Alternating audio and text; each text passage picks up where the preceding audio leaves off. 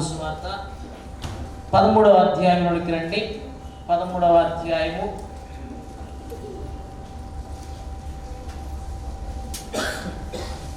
13వ అధ్యాయము. ఎవరైనా ఒకరు లేచి నిలబడి అక్కడే నిలబడి 32వ వచనం నుండి 37వ వచనం వరకు చదువుతారా? సిస్టర్స్ నుంచి చదవండి. సిస్టర్స్ నుంచి ఒక్కరు అక్కడే నిలబడి లేచి నిలబడి. ఎవరు చదివేరా? 13వ అధ్యాయము 32వ వచనం నుండి 37వ వచనం వరకు చదవండి. ప్రియస్ చదవండి.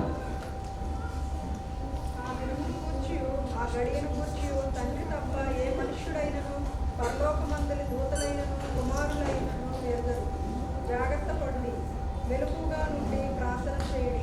ఆ కాలం ఎప్పుడు వచ్చినో మీకు తెలియదు. ఒక మనుష్యుడు తన దాసులకు అధికారం ఇచ్చి ప్రతివానికి వాని వాని పనిని నియమించి మెలకుగా ఉండండి. ద్వారపాలకునికి ఆజ్ఞాపించి ఇల్లు విడిచి దేశాంతరము పోయినట్లు ఆ కాలం ఉండేది. ఇంటి యాజమాన్యుడు పొద్దుకొని వచ్చినను అర్ధరాత్రి వచ్చినను. 7వ వచనం నాతో పాటు చెప్పండి. నేను మీతో చెప్పుచున్నది అందరితోనూ చెప్పుచున్నాను, మెలకుగా నుండుడెను. హల్లెలూయా, హల్లెలూయా. యేసు ప్రభువారు ముందే అన్నీ చెప్పారు, ముందే చెప్పారు. ఆ రెండు మాటలు గుర్తుపెట్టుకోండి. యేసు ప్రభువారు చెప్పకుండా వదిలేసిన అంశం అంటూ ఏది లేదు. 4 సువార్తల్లో 432 అంశాల గురించి ఆయన బోధించారు. అవునా? ముందే చెప్పారు, అన్నీ చెప్పారు, ముందే చెప్పారు. చూడండి, ఈ 13వ అధ్యాయంలో 23వ వచనంలో ఈ మాట ఉంటుంది. మీరు జాగ్రత్తగా ఉండుడి, ఇదిగో సమస్తమును మీతో ముందుగా చెప్పాను. సమస్తమును మీతో ముందుగా చెప్పాను. సమస్తము చెప్పాడు, ముందే చెప్పాడు. హల్లెలూయా. కొన్ని చెప్పి వదిలేయలేదు, లేటుగా చెప్పలేదు. కాబట్టి ఈ మాట మనం గ్రహిద్దాం ప్రియమైన దేవుడా. సో మళ్ళీ వాక్యంలోకి వద్దాం. 37వ వచనం చూడండి. నేను మీతో చెప్పుచున్నది అందరితోనూ చెప్తున్నాడు. ఎవరితో చెప్పారండి యేసయ్య? శిష్యులతో మాత్రమే చెప్పలేదు, ఆ తరం వారితో మాత్రమే చెప్పలేదు, ఆ దేశ ప్రజలకు మాత్రమే చెప్పలేదు, అన్ని తరాల ప్రజలకు, అన్ని దేశాల ప్రజలకు, సమస్త విశ్వాసులకు ఏం చెప్పారంటే మెలకువగా ఉండుడని చెప్పారు. ఏమని చెప్పారు? మెలకువగా ఉండమన్నారు. ఈ సంవత్సరము క్రైస్తవులముగా, దేవుని సంఘముగా, దేవుని ప్రజలముగా, సేవకులముగా మెలకువగా ఉండవలసిన సమయం ఇది. ఆ టైంలోకి వచ్చే మనం యేసుప్రభువు వారు అప్పుడు చెప్పారు. అవునా? నెరవేర్చబడుతూ ఉంది. యేసుప్రభువు వారు చెప్పిన మాటలు 2 సందర్భాల్లో నెరవేరుతుంటాయి. బాగా గుర్తుపెట్టుకోండి. 2 సందర్భాల్లో, ఒకటి చారిత్రకంగా నెరవేరుతుంది, రెండోది వ్యక్తిగతంగా నెరవేరుతుంది. ఎలా నెరవేరుతుంది? వ్యక్తిగతంగానూ నెరవేరుతుంది, చారిత్రకంగా కూడా నెరవేరుతుంది. వ్యక్తిగతంగా మెలకువగా ఉండవలసిన సమయము వస్తుంది. అలాగే సార్వత్రికంగా, అవునా, చారిత్రకంగా కూడా మెలకువగా ఉండాల్సిన టైము సంఘానికి వస్తుంది. హల్లెలూయా. అర్థమవుతుంది. 2 ప్రాముఖ్యమే. మనకి వ్యక్తిగతంగా ఎప్పుడు ఆ పరిస్థితి వస్తుందో తెలీదు, అలాగే సార్వత్రికంగా ఎప్పుడు ఆ పరిస్థితి వస్తుందో తెలీదు. కానీ ఇప్పుడు వచ్చింది. ఇప్పుడు మాత్రం మెలకువగా ఉండాల్సిన పరిస్థితి సంఘానికి వచ్చింది. అర్థమవుతుంది. ఎందుకంటే లోకము బహుభయంకరంగా ఉంది. ఒక రకంగా పాపం పెరిగిపోతుంది, ఇంకో రకంగా శ్రమలు పెరిగిపోతున్నాయి, ఇంకో రకంగా అపాయాలు పెరిగిపోతున్నాయి, ఇంకో రకంగా వ్యతిరేకతలు పెరిగిపోతున్నాయి. అర్థమైందా? 4 మాటలు చెప్పాను. ఎన్ని మాటలు? ఒకటి పాపం పెరిగిపోతుంది, రెండోది శ్రమలు పెరిగిపోతున్నాయి, మూడోది అపాయాలు పెరిగిపోతున్నాయి, నాలుగోది వ్యతిరేకతలు పెరిగిపోతాయి. ఇంకా చెప్పుకుంటే చాలా ఉన్నాయి. అబద్ధ బోధలు కూడా పెరిగిపోతూ ఉన్నాయి. సో ఈ పరిస్థితుల్లో విశ్వాసిగా, సేవకుడిగా, క్రైస్తవుడిగా నీవు మెలకువ కలిగి ఉండాలి. మెలకువ కలిగి ఉండకపోతే ఖచ్చితంగా ప్రియమైన దేవుడా మనం చాలా శ్రమలోకి వెళ్తాం. బైబిల్లో మొదటి నుండి చూసుకుంటే మెలకువ లేకుండా ఉండి పడిపోయిన వాళ్ళు చాలామంది ఉన్నారు. మెలకువ అనే పదానికి పర్యాయ పదాలు చాలా ఉన్నాయి. అప్రమత్తత చెప్పొచ్చు. ఏమని చెప్పొచ్చు అండి? అప్రమత్తంగా ఉండాలి. మెలకువ అంటే జాగ్రత్తగా ఉండాలి. ఎలా ఉండాలండి? జాగ్రత్తగా ఉండడం. ఇలాంటి పదాలు వస్తాయి. బిబిలికల్గా చూస్తే ప్రార్థన అని, నిరీక్షణ అని, సిద్ధపాటు అని అర్థం. మెలకువ అనే పదానికి మామూలుగా తెలుగులో చెప్పాల్సి వస్తే ఏం చెప్పాను? అప్రమత్తంగా ఉండాలి, జాగ్రత్తగా ఉండాలి అని అర్థం. నిద్రపోకుండా ఉండాలని అర్థం అనమాట. బిబిలికల్ భాషలో చూస్తే ప్రార్థన చేసుకుంటూ ఉండాలని, నిరీక్షణ కలిగి ఉండాలని, సిద్ధపాటు కలిగి ఉండాలని పర్యాయ పదాలు మనం చూసుకోవచ్చు అనమాట. కాబట్టి మెలకువ కలిగి ఉండాలి. మెలకువ కలిగి లేని పరిస్థితులు ఉన్న సందర్భాలు బైబిల్లో చాలా చూడొచ్చు. అబ్రహాం గారి గురించి బైబిల్ తీయకండి, ఆదికాండం 15వ అధ్యాయంలో దేవునికి బలి అర్పిస్తూ గాఢ నిద్రపోతాడు. గాఢ నిద్రపోయేసరికి ఆ బలిని గద్దలు వచ్చి అపవిత్రపరుస్తాయి. అప్పుడు దేవుడు ఇశ్రాయేలీలు 400 సంవత్సరాలు ఐగుప్తులో శ్రమ పడతారని దేవుడు శిక్ష పంపించాడు. సో బలి అర్పిస్తున్న టైంలో గాఢ నిద్రపోవడాన్ని బట్టి, ఆ బలి ఆ అర్పణ అపవిత్రమవడాన్ని బట్టి, ఆ నిద్ర కారణము చేత దేవుడు ఇశ్రాయేలీకి 400 సంవత్సరాల శిక్షను వేసాడు. సో నీవు కూడా నిద్రపోతా ఉంటే ఆత్మీయ జీవితంలో రేపొద్దు నీ కుటుంబం మీద శిక్ష రావచ్చు. అర్థమైందండి? అందుకని నువ్వు నిద్రపోకూడదు. నిద్రపోకూడదంటే అస్సలు నిద్రపోకూడదని కాదు, ప్రార్థన లేని జీవితం కలిగి ఉండకూడదు, అప్రమత్తత లేని జీవితాన్ని కలిగి ఉండకూడదు, జాగ్రత్తగా ఉండని జీవితం కలిగి ఉండకూడదు. జాగ్రత్తగా ఉంటే అప్పుడు నీ మీదకి, నీ కుటుంబం మీదకి ఏ శిక్ష రాదు. హల్లెలూయా, గట్టిగా హల్లెలూయా. అందుకని అబ్రహాం గారు నిద్రపోయారు, అందుకే శ్రమ వచ్చినట్లుగా మనం చూస్తూ ఉంటాం. నిద్రపోయి ఒక ఆయన ప్రాణం పొడుగుట్టుకున్నాడు. న్యాయాధిపతుల గ్రంథం 4వ అధ్యాయంలో సిసేరా అనే సైన్యాధిపతి యాయీల్ అని ఒక స్త్రీ చేతిలో చనిపోతాడు. ఆయన నిద్రపోతాడు, గాఢ నిద్రపోతా ఉంటే ఆ స్త్రీ ఏంటంటే టెంట్కి వేసే మేకులు ఉంటాయి కదా, గుడారాలకు వేసే మేకులు, ఆ మేకుతో అవునా సుత్తి పెట్టి కొట్టి పనివాడు సహాయంతో చంపేసింది. నిద్రపోతే అలాంటి పరిస్థితి వస్తుంది. అదే న్యాయాధిపతుల గ్రంథంలో 16వ అధ్యాయంలో ప్రియమైన దేవుడా, సంసోను దెలీలా ఒళ్ళో పడుకుని నిద్రపోయాడు.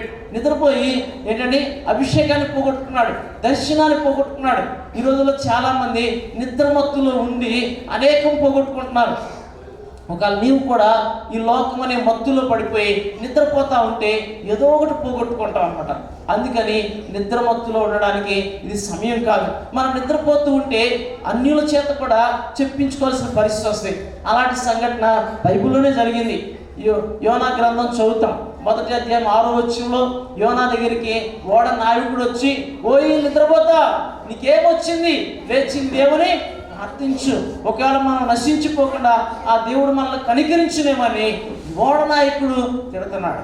చూసారండి, ఆయన ఒక పాస్టర్ గారు, గొప్ప ప్రవక్త, కానీ ఓడ అడుగు భాగానికి వెళ్ళి గాఢ నిద్రపోతున్నాడు. అసలు ఓడ ఎక్కితే నిద్రే రాదు, అవునా కదండి? చాలా కష్టం. కొంతమంది బస్సు ఎక్కితే నిద్ర రాదు, కొంతమంది కారు ఎక్కితే నిద్ర రాదు, కొంతమంది ట్రైన్ ఎక్కితే నిద్ర రాదు, కొంతమంది ఫ్లైట్ ఎక్కితే నిద్ర రాదు, కొంతమందికి షిప్ ఎక్కినా నిద్ర రాదు. కానీ ఈయనకి ఏమీ పట్టింపు లేదు, గాఢ నిద్రపోతున్నాడు. వాడ నాయకుడు వచ్చి ఏమంటున్నాడు, ఓయి నిద్రపోతా, నీకేమొచ్చింది అన్నాడు. చూసండి, అన్యులు తిడతారు, మనం ఇతరులు తిడతారు. అందుకని ఆ చేత చెప్పించుకునే పరిస్థితి మనకి రాకుండా ఉండాలంటే మెలకువ కలిగి ఉండాలి. ఏం కలిగి ఉండాలి? మెలకువ కలిగి ఉండాలి. నూతన నిబంధన గ్రంథంలోకి వస్తే అపొస్తలుల కార్యం 20వ అధ్యాయంలో ఐతుకు అనే ఒక యవనస్తుడు 3వ అంతస్తు నుంచి కింద పడిపోయి చచ్చిపోయి తర్వాత బతికాడు. అవునా కదండి? వెదిగిన వ్యక్తే, అవునా? ఆత్మీయ జీవితంలో ఒకవేళ నువ్వు ఎదిగాను అనుకుని అప్రమత్తంగా ఉంటే, నాకు బైబిల్ బాగా తెలుసు, పాటలు బాగా తెలుసు, ప్రసంగాలు నేను చేయగలను, నాకు అన్నీ వచ్చు, ఆయన సీనియర్ క్రిస్టియన్ అనుకుని ఒకవేళ నువ్వు అప్రమత్తంగా మెలకువలేని క్రైస్తవ జీవితాన్ని జీవిస్తుంటే 3వ అంతస్తులో ఉన్న 7వ అంతస్తులో ఉన్న పడిపోతాం. అర్థమైందండి? అయితే ఏం చేశాడండి, కిటికీ దగ్గర కూర్చున్నాడు. కొంతసేపు లోకాన్ని ఎంజాయ్ చేస్తున్నాడు, కొంతసేపు దేవుణ్ణి ఎంజాయ్ చేస్తున్నాడు. లోకాన్ని దేవుణ్ణి ఎంజాయ్ చేసే వాళ్ళు అందరూ ఐతికులే. అర్థమైందండి? నీకు లోకం కావాలా, దేవుడు కావాలా? లోకము దేవుడు కావాలనుకుని రెండింటిని బ్యాలెన్స్ చేసుకుంటూ వెళ్తే ఖచ్చితంగా పడిపోతాం. ఏ ఆత్మీయ స్థితిలో, ఉన్నత స్థితిలో ఉన్నా, ఎంత స్థితిలో ఎదిగినా అక్కడి నుంచి పడిపోతాం. అందుకని అలా పడే స్థితి మనకు రాకూడదు. హల్లెలూయా. సో నిద్రపోతే ఖచ్చితంగా పడిపోతాం. మెలకువ లేని క్రైస్తవ జీవితం చాలా ప్రమాదకరమైంది. అర్థమైందండి? అందుకని దినాన ప్రియమైన దేవుడురా, నీవు నేను మెలకువ కలిగిన క్రైస్తవ జీవితాన్ని జీవించాలి. ఎందుకంటే దేవుడు మనకు 2 ఆశీర్వాదాలు ఇచ్చాడు. అవి నేను చెప్పి ముగిస్తాను, చాలా జాగ్రత్తగానండి. 2 విషయాలు ఇదే అధ్యాయంలో మనం చదువుకున్నాం. ఈ కాంటెక్స్ట్ అంతా కూడా సెకండ్ కమింగ్ గురించి ప్రభు చెప్తున్నారు. ప్రభు చెప్తూ 33, 34 వచ్చినా చూడండి. మళ్ళీ జాగ్రత్త పడి మెలకువగా నుండి ప్రార్థన చేయుడి, ఆ కాలం ఎప్పుడు వచ్చినో మీకు తెలియదు. ఒక మనుష్యుడు తన దాసులకు అధికారం ఇచ్చి ప్రతి వానికి వాని పని నియమించి మెలకువగా ఉండుడని ద్వారపాలకునికి ఆజ్ఞాపించి ఇల్లు విడిచి దేశాంతరం పోయినట్టే ఆ కాలము ఉండును. అక్కడ 2 మాటలు, అధికారము, పని. దేవుడు మనకు అధికారం ఇచ్చాడు. ఏమిచ్చాడమ్మా? అధికారం ఇచ్చాడు. ఒకటి అధికారం ఇచ్చాడు, రెండోది బాధ్యత ఇచ్చాడు. అధికారం లేకుండా నువ్వు ఒకవేళ ఉన్నావేమో, నువ్వేం చేయలేవు. చూడండి, ఇప్పుడు రాజకీయ నాయకులు ఏంటండి, వాళ్ళకి అధికారం కావాలి. అధికారం ఉంటే మనము సస్టైన్ అవ్వగలం, అవునా, మనము మనగలము అని చెప్పేసి అధికారం కోసము రకరకాలుగా పాకులాడుతున్నారు, అధికారం కావాలని, అవునా. మరి దేవుడు ఆల్రెడీ మనకు కొన్ని అధికారాలు ఇచ్చాడు. మన అధికారాలు నీవు, ఆ హక్కులు నీవు వినియోగించుకోకపోతే నీవే నష్టపోతావు. అర్థమైందండి? దేవుడు మనకి ఇచ్చిన అధికారం ఏంటండి? బైబిల్ చదివితే యోహాను సువార్త 1:12 దేవుని పిల్లలని పిలువబడే అధికారం ఉంది. హల్లెలూయా! ఏం అధికారం ఉందమ్మా? దేవుని పిల్లలు. దానికి మించిన గొప్ప అధికారం ఏం కావాలి? సీఎం అని పిలువబడడం కంటే, పిఎం అని పిలువబడడం కంటే, అర్థమవుతుందండి, లేకపోతే ఇంకో గొప్ప CEO అని పిలువబడడం కంటే గొప్ప బిరుదు ఏంటంటే దేవుని పిల్లలని పిలువబడడం. హల్లెలూయా! దానికి మించిన అధికారం ఇంకేం కావాలండి? గొప్ప ధన్యత అది, అవునా? ఉన్నదా మాట? యోహాను సువార్త 1:12 ఏముంది? ప్రభువైన యేసుక్రీస్తు వారి యందు విశ్వాసం ఉంచిన ప్రతి వారు కూడా దేవుని పిల్లలని పిలువబడినట్లు ఆయన వారికి అధికారం అనుగ్రహించాడు. ఈ అధికారం నీకుందా? నువ్వు దేవుని పిల్లవు, దేవుని బిడ్డవు, అవునా, దేవుని కుమారుడు, దేవుని కుమార్తెవు అనే అధికారం నీకుంటే నువ్వు హ్యాపీగా దేన్నైనా క్లెయిమ్ చేయొచ్చు. హల్లెలూయా! మనం పేపర్లు, న్యూస్లో అప్పుడప్పుడు చూస్తుంటాం. అర్థమండి, కొంతమంది, అవునా, పిల్లలు ఈయన నా తండ్రి అని చెప్పేసి, అవునా, ఆయన మీద కేసు వేసారు. కేసు వేస్తే DNA టెస్ట్ చేస్తే ఆయన కొడుకని తేలింది. అప్పుడు తండ్రి వాటా ఆయనకి వచ్చిందనమాట. అర్థమైందండి? అలాగూ పిల్లలకు తల్లిదండ్రుల మీద అనుమానం వస్తే, అవునా, వాళ్ళ మీద కేసు వేసి DNA టెస్ట్ చేస్తే ఆయన తండ్రి కాదని తేలేదు అనమాట. సో అలాగూ ప్రియమైనది లోకంలో పేపర్లో చదువుతూ ఉంటాం అనమాట. వాళ్ళకున్న అధికారాన్ని ఉపయోగిస్తారు, అవకాశాలను ఉపయోగించి వాళ్ళు ఎవరో తేల్చుకుంటూ ఉంటారు. మరి ఈరోజు నువ్వు దేవుని కుమారుడు, కుమార్తె కాదు, నువ్వు తెచ్చుకో. దేవుని కుమారుడు అయితే నీకు గొప్ప అధికారం ఉంది. హల్లెలూయా! యేసు ప్రభువు మాట్లాడుతూ లూకాసు వార్తలో 10వ అధ్యాయంలో మాట్లాడుతూ ఉంటారు. చూడండి, లూకాసు వార్త 10వ అధ్యాయం 19వ వచనం చూడండి. నాతో పాటు చెప్పండి మాట. ఇదిగో పాములను, తేళ్లను త్రొక్కుటకును శత్రువు బలమంచట మీదను మీకు అధికారం అనుగ్రహించినాను, ఏదియు మీకెంత మాత్రమును హాని చేయదు. దేవుడు శత్రు బలమంచం మీద అధికారం ఇచ్చారట. అధికారం ఉంది మనకి, కానీ మనము వాటిని సద్వినియోగం చేసుకోవట్లేదు. మనకున్న అవిశ్వాసము, భక్తిహీనత, అపనమ్మకత్వం దాన్ని సద్వినియోగం చేసుకోలేకుండా చేస్తుంది. నువ్వు గనక విశ్వాసంతో ఉంటే, భక్తితో ఉంటే, నమ్మకంతో ఉంటే నీకున్న అధికారాన్ని నువ్వు క్లెయిమ్ చేసుకుంటావు, వాడుకుంటావు. అర్థండి? కాబట్టి నీకు అధికారం దేవుడు ఇస్తున్నాడు. ఏమిస్తున్నాడు? అధికారం ఇస్తున్నాడు. కానీ నువ్వే ఆ అధికారం లేదన్నట్టుగా, ఆ అవకాశం లేదన్నట్టుగా, ఆ హక్కు లేదన్నట్టుగా, ఆ భాగ్యం లేదన్నట్టుగా నిష్ఠూరంగా అవునా జీవిస్తున్నావు. విశ్వాసం లేకుండా, ధైర్యం లేకుండా, నిరీక్షణ లేకుండా జీవిస్తున్నావు. కానీ దినాన దేవుడు ఏం చేశాడట? మళ్ళీ ఆ మాటలు చదువుకుందాం. మార్కు సువార్తలోనికి రండి. మార్కు సువార్తలోనికి 13:34 ఒక మనుష్యుడు తన దాసులకు అధికారం ఇచ్చాడట. ఏమిచ్చారమ్మా? యేసు ప్రభువు వారి గురించి ఈ మాట రాయబడింది. యేసు ప్రభువు వారు తన దాసులకు అధికారం ఇచ్చాడు. అర్థమైందండి? నీకు నాకు అధికారం ఇచ్చాడు. కానీ మనం ఏంటంటే సరిగ్గా ప్రార్థన చేసుకోకే, సరిగ్గా విశ్వాసం ఉంచకే ఆ అధికారాన్ని వినియోగించుకోలేకపోతున్నాం. కాబట్టి దినాన ఖచ్చితంగా ఆ అధికారాన్ని వినియోగించుకోలేం. ప్రతి వానికి వాని పని నియమించాడు దేవుడు. ఒక్కొక్కరికి ఒక్కొక్క పని ఇస్తాడు, ఒక్కొక్కరికి ఒక బాధ్యత ఇస్తాడు. మనం బాధ్యత లేకుండా జీవిస్తున్నామంటే దేవుడు ఆశ్రయించు. గుర్తుపెట్టుకోండి, నువ్వు బాధ్యత లేని క్రైస్తవుడిగా ఉంటే, బాధ్యత లేని భర్తగా ఉంటే, బాధ్యత లేని తండ్రిగా ఉంటే, బాధ్యత లేని కుమారుడిగా ఉంటే, బాధ్యత లేని భార్యగా ఉంటే దేవుడిని ఆశ్రయించడు. నీ కుటుంబం పట్ల బాధ్యత కలిగి ఉండాలి. నీ తల్లిదండ్రుల పట్ల బాధ్యత కలిగి ఉండాలి. నీ పిల్లల పట్ల బాధ్యత కలిగి ఉండాలి. అవునా? మీ సంఘం పట్ల బాధ్యత కలిగి ఉండాలి.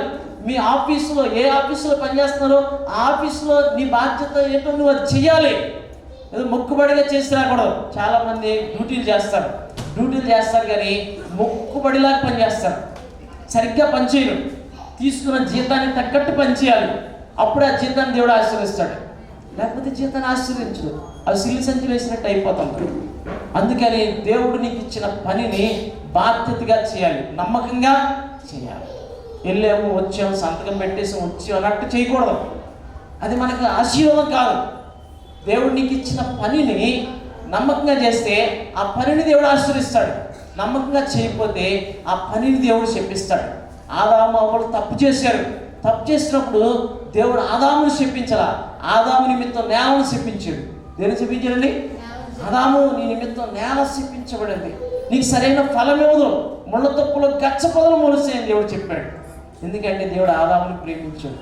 దేవుడు నిన్ను నన్ను ప్రేమించి నిన్ను నన్ను శపించట్లేదు, కానీ మనకున్న వాటిని శపిస్తున్నాడు. వాటి మీద కూడా శాపం రాకూడదు. వాటి మీద కూడా శాపం రాకుండా ఉండాలంటే నువ్వు బాధ్యత కలిగి ఉండాలి. ఏం కలిగి ఉండాలి? బాధ్యత కలిగి ఉండాలి. బాధ్యత కలిగి ఉంటే దేవుడు నీకున్న పొలమే కావచ్చు, ఏదైనా కావచ్చు, వాటిని ఆశీర్వదిస్తాడు. హల్లెలూయా.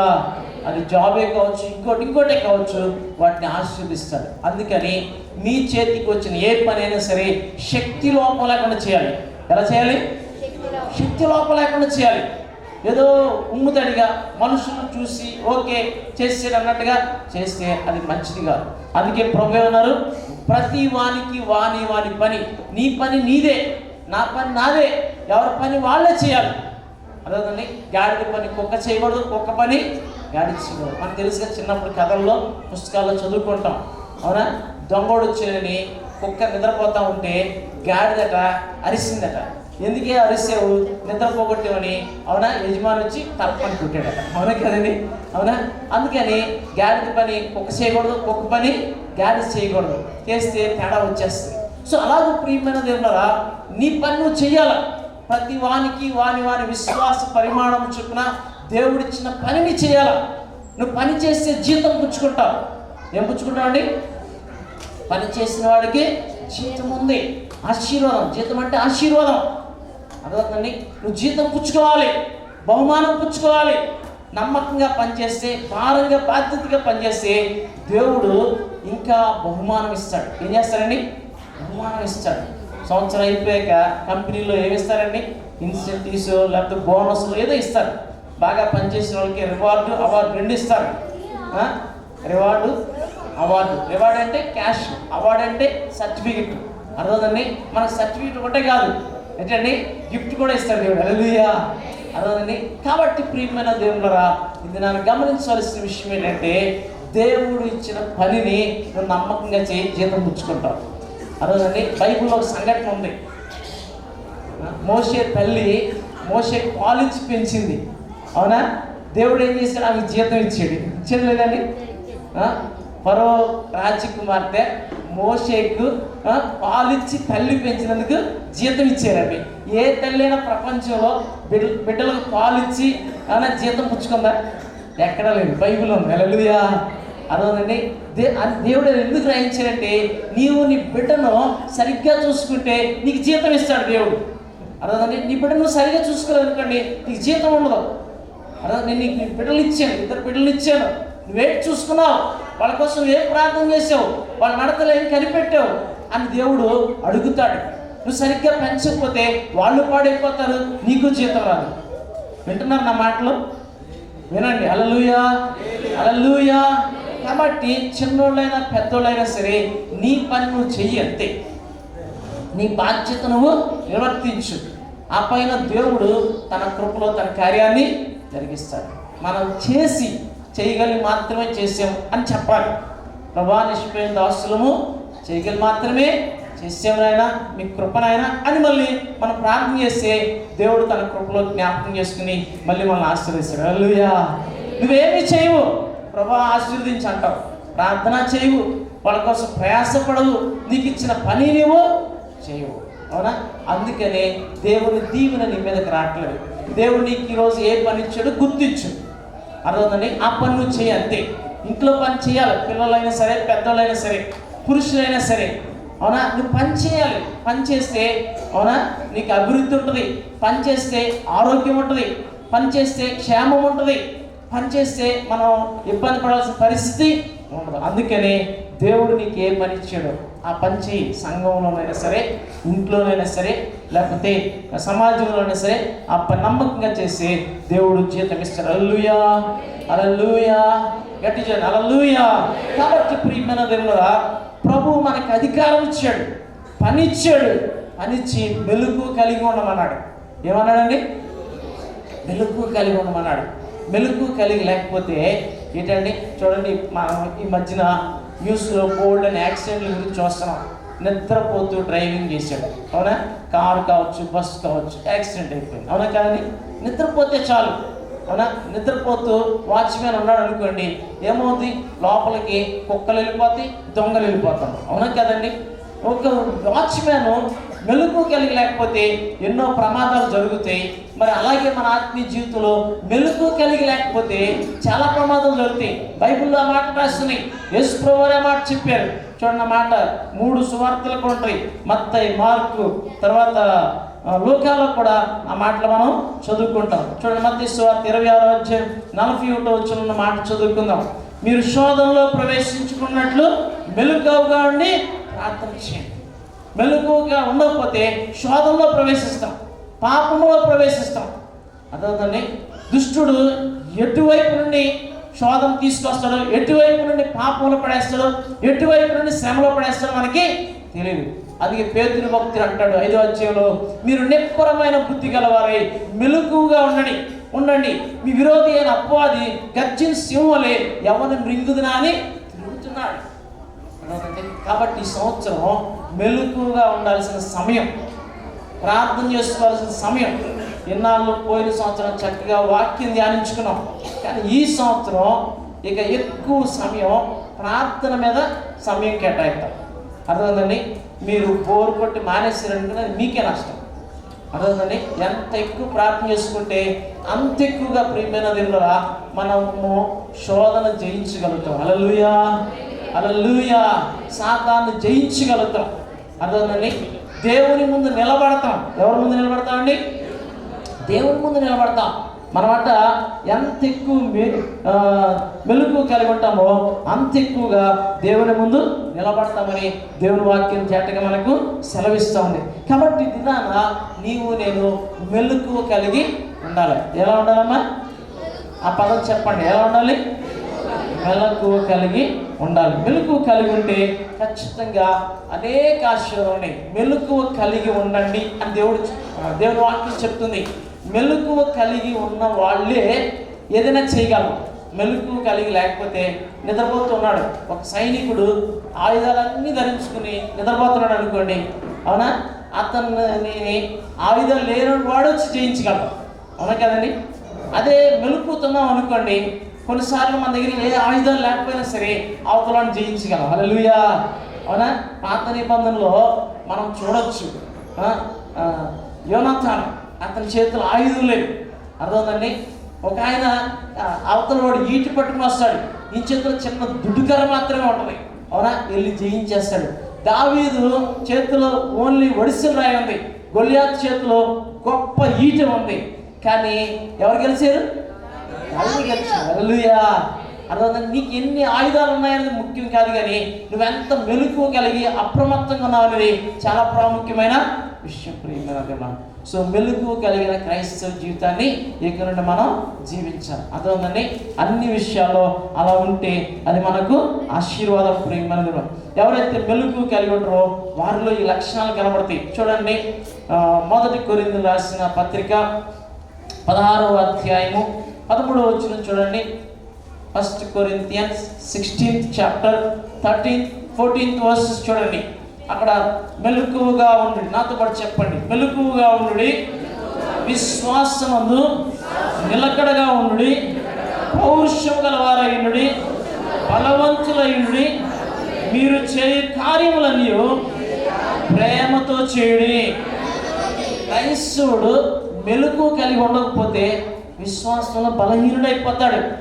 ఆసక్తి తగ్గిపోద్ది, బలహీనం అయిపోతాం, చేసే పనులని సనుక్కుంటూ చేస్తాం. అదే మెలకు కలిగిన క్రైస్తవ జీవితాన్ని కలిగి ఉన్నాం అనుకోండి, విశ్వాసంలో నిలకడగా ఉంటాం, దేవుడి కోసం పౌరుషం రోషం కలిగి జీవిస్తాం, బలవంతులమై ఉంటాం. ఎలా ఉంటామండి? బలవంతులమై ఉంటాం. చేసే ప్రతి పని కూడా ప్రేమతో చేస్తాం. ఎలా చేస్తామండి? ప్రేమతో చేస్తేనే ఫలితం ఉంటుంది. సనుక్కుంటూ చేసామనుకోండి ఫలితం ఏమి ఉండదు. అందుకని మెలకువగా ఉండాలి. ఇప్పుడు ఏమి ఉండాలమ్మా? మెలకువగా. నువ్వు మెలకువ కలిగిన క్రైస్తవుడు అయితే ఎన్నో ఆశ్చర్యాలు ఉన్నాయి. ఒకటే నేను చెప్పి ముగించేస్తాను. చూడండి, లూకాసు వార్త 12వ అధ్యాయంలోనికి రండి. లూకాసు వార్త 12వ అధ్యాయంలోనికి రండి. అక్కడ ప్రభు ఒక మాట చెప్పారు. లూకాసు వార్త 12వ అధ్యాయము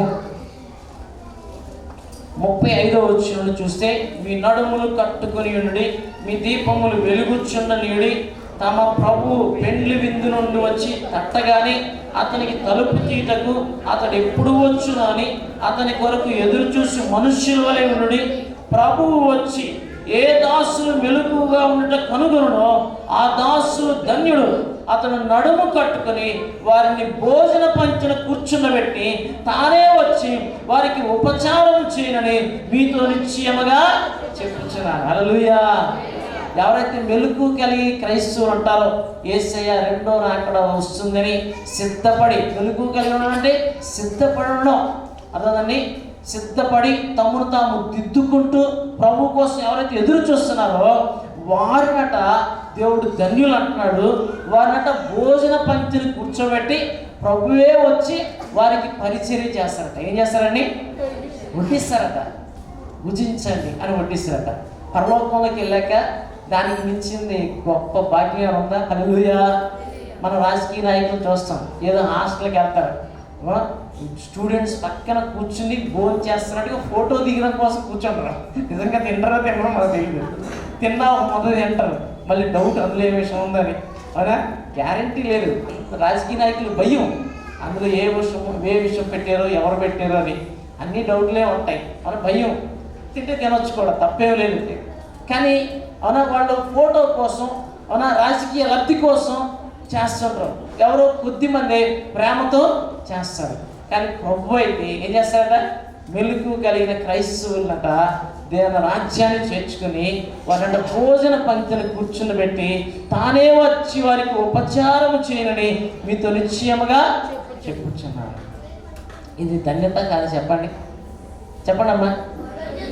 ధన్యత అంతే. హల్లెలూయా, హల్లెలూయా. నేను మారు మనసు పొందిన కొత్తలో పాస్టర్ గారి ఇంటికి వెళ్ళినప్పుడు, అవునా, ఒకసారి పాస్టర్ గారి ఇంట్లో భోజనం చేశాను. భోజనం చేస్తే పాస్టర్ గారు తీసుకొచ్చి నాకు వడ్డించారు. అన్నీ వడ్డిస్తే పాస్టర్ గారు అంటున్నారు, ఎవరికి పాస్టర్ గారు అలా చేయరు, నీకు చేశారు పాస్టర్ గారు, ఇజ్రాయేల్ నువ్వు ఎంత ధన్యుడు అన్నారు. హల్లెలూయా, హల్లెలూయా. చెప్తున్నాను, పాస్టర్ గారు మనకు, అప్పుడు నేను విశ్వాసిని, అర్థమని, పాస్టర్ గారు మనకు వడ్డించారు భోజనం, అవునా, కూర్చొని వడ్డించారు. నేను భోజనం చేశాను, ఏదో పని మీద వెళ్ళాను, అలా భోజనం చేశాను, వచ్చాను. విషయం ఏంటంటే, మరి పాస్టర్ గారే మనకు వడ్డిస్తే మనం ఎంతో ధన్యులుగా భావిస్తే, మరి దేవుడు వచ్చి వడ్డిస్తాను అంటున్నాడు. అది ఎంత ధన్యత అండి. అందుకనే ప్రియమైన దేవుళ్ళారా, నిజమే, పెద్ద పాస్టర్ గారు మనకు పరిచర్య చేయడం మనకు ధన్యతగా భావిస్తున్నాం. మరి దేవుడు మనకు వచ్చి పరిచర్య చేయడం, ప్రభు వచ్చి పరిచర్య చేయడం, భోజన పంక్తిని కూర్చోబెట్టి ఉపచారం చేయడం, అది ధన్యత కదా. అందుకే మెలకు కలిగి ఉండాలి. ఏ దాసులు మెలకు కలిగి ఉంటారో ఆ దాసులు ధన్యులు. హల్లెలూయా, హల్లెలూయా. అందుకని ప్రియమైన దేవుళ్ళారా, ఈ సంవత్సరమే కాదు, బ్రతుకంతా కూడా ప్రతి పుట్టినరోజు మనకి ఏం జ్ఞాపకం చేస్తారంటే, చావు రోజు దగ్గర పడుతుందని జ్ఞాపకం చేస్తుంది. మనం పుట్టినరోజు జరుపుకున్నప్పుడల్లా, ఓ నాకు టైం దగ్గర పడిందని గుర్తుపెట్టుకోవాలి. ఆ మాట మనం అక్కడ అనలేము, అనుకోలేము. మనం మర్చిపోతాం, అవునా? ఆ కేక్ చూసి, ఆ బట్టలు చూసి, అవునా ఏంటండి, ఆ గిఫ్ట్లు చూసి అన్నీ మర్చిపోతాం. కానీ గుర్తు పెట్టుకోవాలి ఖచ్చితంగా, నా టైము దగ్గర పడుతుందని, పోయే కాలం దగ్గర పడుతుందని. అలాగే ప్రతి నూతన సంవత్సరం గుర్తుపెట్టుకోవాల్సింది ఏంటంటే యేసయ్య రాకడ దగ్గర పడిందని. హల్లెలూయా. 2026లోకి వచ్చేవంటే ఏం దగ్గర పడిందమ్మా? యేసయ్య రాకడ దగ్గర పడింది. అది గుర్తుపెట్టుకుని మెలుకు కలిగి ఉండాలి. ఏం కలిగి ఉండాలి? మెలుకు కలిగి ప్రార్థన చేయాలి, మెలుకు కలిగి సిద్ధపడాలి, మెలుకు కలిగి సరి చేసుకుంటూ ఉండాలి. ప్రియమైన దేవా, అందుకే ప్రభువు చెప్తున్నారు మెలుకు కలిగి ఉండమని. క్రైస్తవ సంఘానికి ఈ సంవత్సరం హెచ్చరిక. ఇది ఏంటిది? హెచ్చరిక. హెచ్చరిక. హెచ్చరిక బోర్డులు ఎక్కడెక్కడ చూస్తాం మనం? చూడండి, పోల్స్ ఉంటాయి, ఏంటంటే ట్రాన్స్ఫార్మర్లు ఉంటాయి. ట్రాన్స్ఫార్మర్ల దగ్గర ఒక పెద్ద సింబల్ ఒకటి పెట్టి హెచ్చరికని బోర్డు పెడతాడు. అక్కడ చేతులు వేయడు, ఇలా ఆనుకోవడం, అక్కడ దగ్గరికి ఎలా చేయకూడదు, ఖచ్చితంగా, అవునా, దాన్ని పాటించాలి. అలాగే ఇది కూడా దేవుడు హెచ్చరిస్తున్నాడు, మెలుకు కలిగి ఉండాలి. ఏం కలిగి ఉండాలి? మెలుకు కలిగి ఉండాలి. మెలుకు కలిగి ఉంటే మన మీదకి వచ్చే శ్రమలు మనం ఎదుర్కోగలం. మెలుకు కలిగి లేకపోతే శ్రమల్లో పడిపోతాం, శ్రమలను ఎదుర్కోలేము. ఒకసారి నేను దేవరాపల్లి వెళ్ళాను. అప్పుడు షేవింగ్ షాప్కి వెళ్ళానమాట. గడ్డం గీయించుకుందాని వెళ్ళాను. నాకంటే ముందు ఒక ఆయన గడ్డం గీయించుకుంటా ఉన్నాడు. ఆయనకి గడ్డం గీస్తూ ఉన్నాడు. ఆయన గడ్డం గీస్తూ మొత్తం గడ్డం అంతా గీసి ఒక బాటిల్ నీళ్ళు ఉంటాయి, ఆ నీళ్ళు బాటిల్ స్ప్రే లాగా ఇలా ఫస్ట్ మనం కొట్టాడనమాట. ఫస్ట్ మనం కొట్టేసరికి కళ్ళు మూసుకొని ఉన్నాడేమో, నీళ్ళు కూడా అలా అన్నాడనమాట. తుల్లి పడ్డాడు. ఏమయ్యాడు? తుల్లి పడ్డాడు అన్నమాట. తుల్లి పడ్డాడు. నేను పక్కనే కూర్చున్నాను. నెక్స్ట్ నేను షేవింగ్ చేసుకుంటాను. ఇప్పుడు నాకు కూడా అలాగే అవుతుంది కదా, అవునా? అప్పుడు నాకు కూడా నీళ్ళు కొడతానని నాకు అర్థమయ్యాయి. నేను కాముగా ఉన్నాను. మామూలు కొట్టాడు, నేను మామూలుగా ఉన్నాను. అంటే మెలుకు కొన్నాను కాబట్టి, ఆ శ్రమ వస్తుందని తెలిసింది కాబట్టి నేను తుల్లి పడలేదు, భయపడలేదు, ఇబ్బంది పడలేదు. అదే మెలుకు కలిగి లేకపోతే, అలా కొడతాడన్న సంగతి తెలియకపోతే ఫస్ట్ టైం జలక్ తగులుతుంది. అలాగే మెలుకు కలిగి ఉన్నటువంటి అనేక జలక్లు తగలకుండా దాటిపోతాం. హల్లెలూయా, హల్లెలూయా. అందుకే మెలుకు కలిగి ఉండాలి. ఏం కలిగి ఉండాలమ్మా? మెలుకు కలిగి ఉండండి. శ్రమ వచ్చినా మనం వాటిని ఎదుర్కోగలం. చెప్తున్నా కదా, మరి ఆయనకి నీళ్ళు కొట్టాడు, నాకు నీళ్ళు కొట్టాడు. ఆయన మాత్రం తుల్లి పడ్డాడు, నేను మాత్రం తుల్లి పడలేదు. ఎందుకు?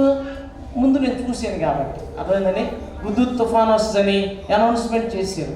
మెలుకు కలిగిన వాళ్ళు టకటక 2 పాల ప్యాకెట్లు ఇంకోటి తెచ్చి లోపల పెట్టుకున్నారు. మెలుకు లేని వాళ్ళు అది రాదులే అన్నట్టు కొన్నారు. వచ్చింది. తర్వాత ఎంత ఇబ్బంది పడ్డారా లేదమ్మా? ఇబ్బంది పడిన వాళ్ళు ఉన్నారా లేదా? ఉన్నారు. మెలుకు కలిగిన వాళ్ళు ముందే, అవునా కానీ, పెట్రోల్ తెచ్చి పెట్టుకున్నారు, డీజిల్ తెచ్చి పెట్టుకున్నారు, పాలు తెచ్చి పెట్టుకున్నారు, ఇంట్లో కావాల్సిన సరుకులు తెచ్చి పెట్టుకున్నారు, ఒక వారం రోజులు కావాల్సింది. సో అలా మనం మెలుకు కలిగి జీవిస్తే ఖచ్చితంగా శ్రమలను ఎదుర్కోగలం. ఏమి ఎదుర్కోగలమమ్మా? శ్రమలు తప్పించుకోలేము. శ్రమలను ఎదుర్కోవడానికి సిద్ధపడితే ఈజీగా దాటేస్తాం. ఏం చేయాలమ్మా? దేవుడు తప్పించుకోవడానికి మార్గం పట్టలేదు, ఎదుర్కోవడానికి శక్తిని ఇస్తున్నాడు. హల్లెలూయా. అందుకే మెలుకు కలిగి ఉండమంటున్నాడు. మెలుకు కలిగి ఉన్నాం. ఈ సంవత్సరం ఏ సమస్య వచ్చినా వాటిని దాటి వెళ్ళిపోతాం. ఏం చేస్తామండి? దాటి వెళ్ళిపోతాం. ఆ శ్రమలన్నీ తర్వాత మధురగానాలుగా మారుతాయి. హల్లెలూయా. ఎలా మారుతాయి అమ్మా? మధురగానాలుగా మారుతాయి, సాక్ష్యంగా మారుతాయి, దేవుని మహిమపరుస్తాం. అందుకే ఇక నుంచి మెలుకు కలిగిన క్రైస్తవ జీవితాన్ని జీవితం. కళ్ళు ఉంచుకోండి, ప్రార్థన చేసుకుందాం. కళ్ళు మూసుకోండి. ఎవరికి వారు కళ్ళు మూసుకోండి. ఇప్పటి వరకు ఆత్మీయ నిద్రలో నీవు ఉంటే తిండిపోతాము, తిరిగిపోతాము, తీసివేయి ప్రభువా. అయ్యా, నిర్లక్ష్యం తీసివేయి ప్రభువా. ప్రార్థన చేసుకోండి. ఎవరికి వారు ప్రార్థన చేసుకోండి.